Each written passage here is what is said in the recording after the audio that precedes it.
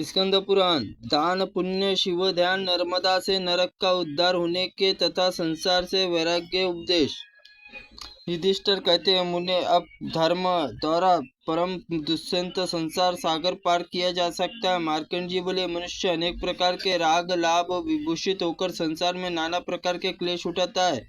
गर्भ में पड़ जाने से मनुष्य कहे हुए शास्त्रों को नहीं समझता, फिर स्वर्ग मोक्ष कर्माचर्या नहीं सुनते और संपूर्ण कामनाओं को प्रयोजन करने के लिए सिद्ध मैं नहीं हूँगा।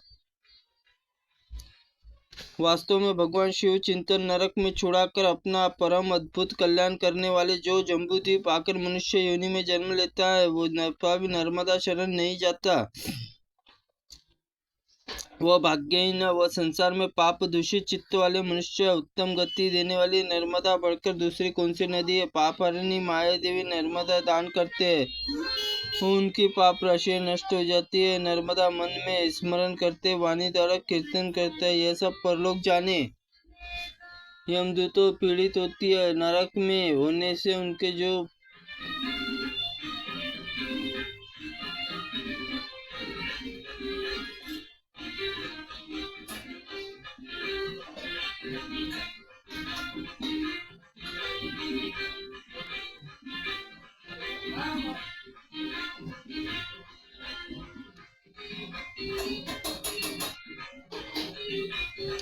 विष्णु का स्मरण करके उसे यमराज दूत तत्काल त्याग देते हैं।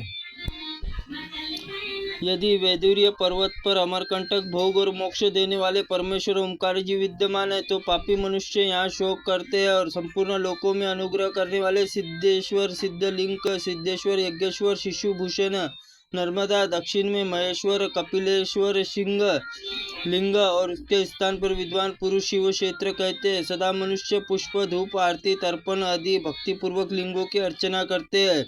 वे नरक से छूटकर शिवलोक जाते हैं। और अग्नग, तुमने जो कुछ पूछा है वह तुम्हें बताया। पापी पुरुषों के यमराज ने यह बताया कि जो लोग गोदान स्वर्णदान तिलदान अन्नदान जलदान सब सामग्री दान करके महल बगीचे में दान करते, नरक स्वरूप यमलोक में नहीं जाते। भगवान शिव वचनानुसार सब पापों से मुक्त हो जाते हैं। सम्मान अपमान प्रियजनों से संयोग वियोग और जवानी बुढ़ापे में ग्रस्त लिया जाता है। सारा दुख उपद्रव यही होते, बाल पक जाते, झुर्रियाँ पड़ जाती है। तब वृद्धावस्था जर्जर होकर मनुष्य क्या कर सकता है। स्त्री पुरुष यौवन एक दूसरे से प्रति प्रिय लगता है। जराग्रस्त होने से दोनों के लिए अप्रिय हो जाता है। दोनों अपने अपने पूर्व शिथिलता से युक्त देखकर संसार में विरक्त नहीं होता। उससे बढ़कर कोई दूसरा मूर्ख नहीं होता। जराग्रस्त मनुष्य अशक्त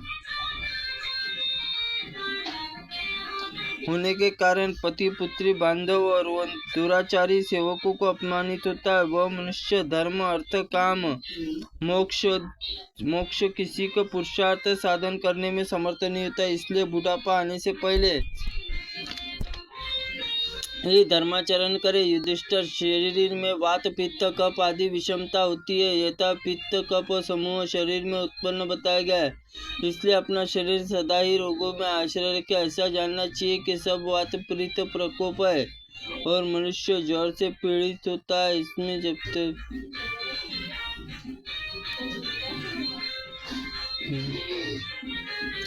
और तब अनेक प्रकार से रोगों के कारण बहुत दुख सहने पड़ते हैं। इस शरीर में मृत्यु के साधन कैसे सांसें भी अधिक है। इसमें मृत्यु काल स्वरूप शेष मृत्यु आतंकुत मानी गई है। आतंकुत होने के कारण औषधि सेवन जप होम धाम दन शांत हो जाती है, परंतु काल रूप मृत्यु किसी की भी उपाय से शांत नहीं होती। विष मद आदि मनुष्य अपमृत्यु होती है। अतः इसमें वस्तु से सेवन से कदापि न करे। अनेक प्रकार के रोग कष्ट सर्प जीव विष आवरण आदि प्रयोग ये सब देहधारी मनुष्य के द्वारा हुआ। यदि मनुष्य पूर्व काल पहुँचता है तो उस समय रोग सर्प और आदि से पीड़ित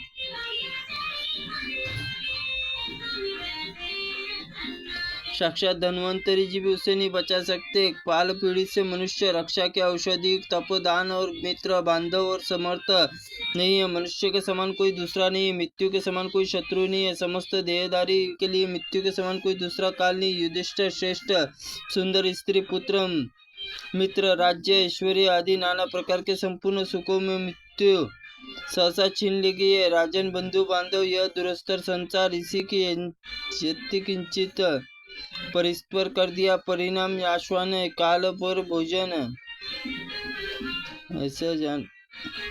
जैसा जानकर प्रयत्नपूर्वक नर्मदा का सेवन करना चाहिए। नर्मदा सब दुखों का निवारण करने के लिए संपूर्ण दुखों का नाश करती है, शोकों का नाश करती है तथा कामनाओं को पाने के लिए नर्मदा के उन सभी वस्तुएं देती है जो आप चाहते हैं। त्रुटिपूर्ण वाक्य के लिए भगवंत आप हमें क्षमा करें। ओम नमः शिवाय नमः। ओम स्कंद पुराण।